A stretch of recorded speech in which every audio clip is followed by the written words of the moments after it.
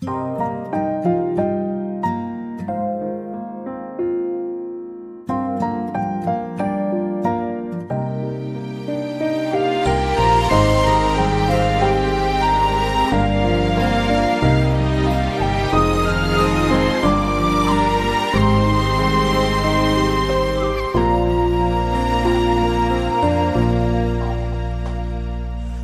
chẳng phải là em nữa rồi, trái tim em nay đã thay đổi, đã xem nhau là mãi mãi rồi, sao dưng dưng như chưa tồn tại. Có một người dành trọn nỗi đau, vẫn âm thầm đứng sau hạnh phúc.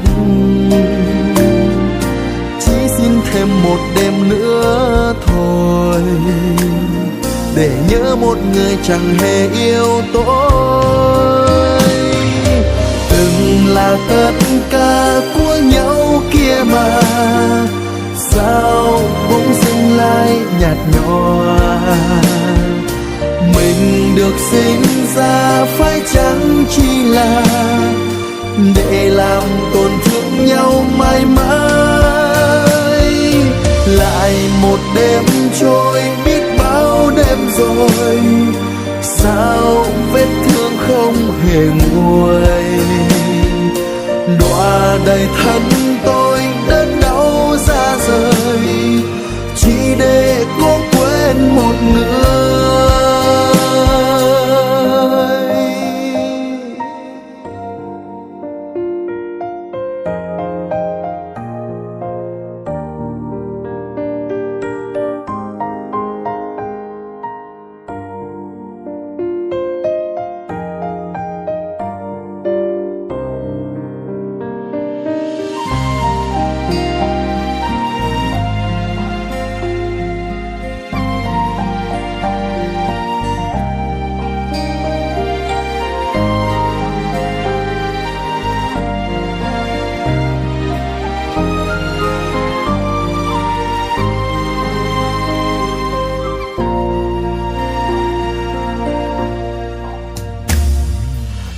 Một người dành trọn nỗi đau, vẫn âm thầm đứng sau hạnh phúc.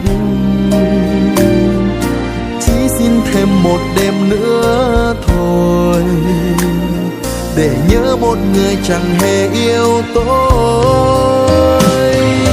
Từng là tất cả của nhau kia mà, sao bỗng dưng lại nhạt nhòa. Mình được sinh ra phải chăng chỉ là để làm tổn thương nhau mãi mãi.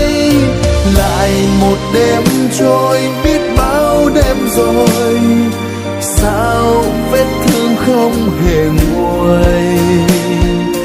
Đọa đầy thân tôi đớn đau ra rời, chỉ để cố quên một người. Là tất cả của nhau kia mà, sao bỗng dưng lại nhạt nhòa. Mình được sinh ra phải chăng chỉ là để làm tổn thương nhau